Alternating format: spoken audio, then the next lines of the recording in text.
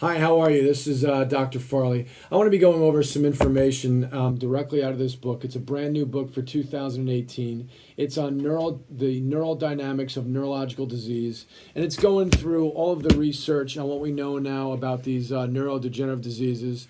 Neurodegenerative diseases, the top three are dementia, Alzheimer's, Parkinson's, ALS, Lou Gehrig's disease. But there's many spin-offs going on out there. And this is a brand new book. It's got all the updated information in it. And the interesting thing is, when you go through this book, there's two ideas in here of where all the research has gone on these neurodegenerative diseases. They've gone into the idea of genetics, and they've gone into the idea of environmental toxins. And I just want to show you what the research actually shows. Instead of talking about, blah, blah, blah. The Human Genome Project, you've heard me say this over and over again, shows that only 5% of all disease is truly genetic.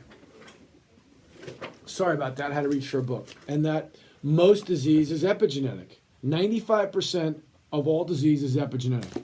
So now let's compare what the research stats are in here. Well, ALS, Lou Gehrig's disease. Genetics, overall percentage, 10% or less. Alzheimer's disease, genetics, 1% or less.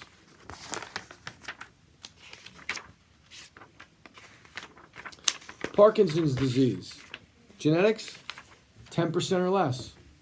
So what are we talking about here? Why do we keep talking about these idea of genes? Over a time frame, we're losing sight on how to get results for people because everyone's bent on the idea that it must be a genetic glitch. All the research, all of these research dollars from the National Institutes of Health and all of our taxpayer dollars are going into this idea that it's a genetic problem, and yet the research does not support that. But guess what? The machine is moving in that direction, so we just keep doing what we're doing. It doesn't work. Even toxicity. For many people, there's no toxicity levels that can be described. We can't find the environmental toxin. Now, don't get me wrong. Do I think that we're a polluted environment? Yes. Do I think that's a factor in some people? Yes. Is that going to be the sole answer in someone? Absolutely not. No way. Each person has multiple root functional causes creating their individual problems. And what people need, we need to move out of this idea of Walmart medicine, and that we're going to talk about genetics, and we're going to talk about just environmental chemicals that have not been shown to be true.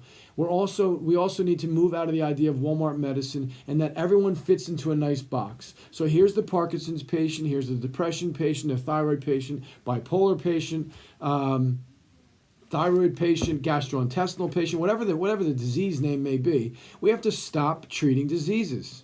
We've got to go deeper into the system. We've got to go into how do things work, restoring normal physiology. If all we do is treat your symptoms or your medical diagnosis, which is nothing more than a collection of your symptoms, with a drug, this is pure snake oil. It is not restoring normal physiology. If you do not restore normal physiology, you have no opportunity to heal.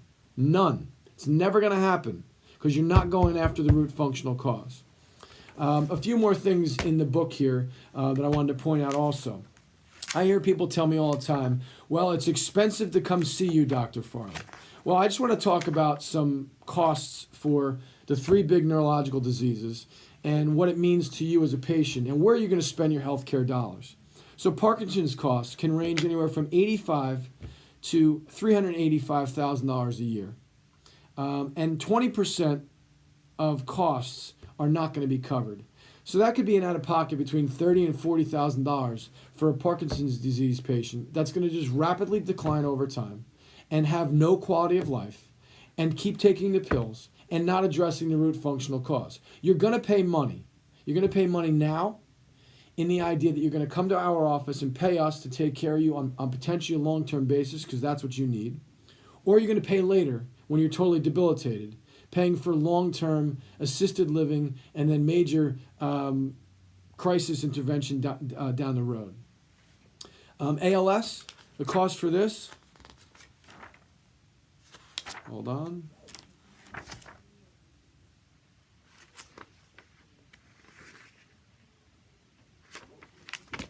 Hang on.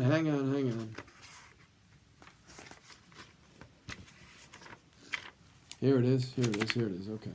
So Alzheimer's costs. Let's talk about Alzheimer's. $36 billion out-of-pocket spending they're going to spend on Alzheimer's. So if you're showing issues with poor memory, dementia, don't wait till you get the Alzheimer's diagnosis. If you're in your 30s and 40s and recognizing you don't have good memory, it's a sign of neurodegeneration, and your risk for dementia and Alzheimer's is through the roof. So $36 billion out of pocket that people are going to pay.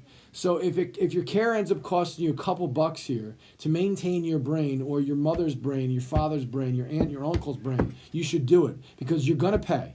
You're going to pay now or you're going to pay later. And the cost also on ALS is very similar to these costs as well. It's a debilitating disease, and that over time we're going to have long-term costs. So we're going to pay now or we're going to pay later. My idea is that you find a place like Dr. Farley's office here. We provide the highest level neurobiomedicine care possible. We provide excellent testing, proper diagnosis, and then a proper treatment plan, all aimed at restoring normal function. Only when you restore normal function do you have the opportunity to put a disease in remission or reverse the disease and get some function back. Another word that I can't stand that's out there also is this idea of a cure.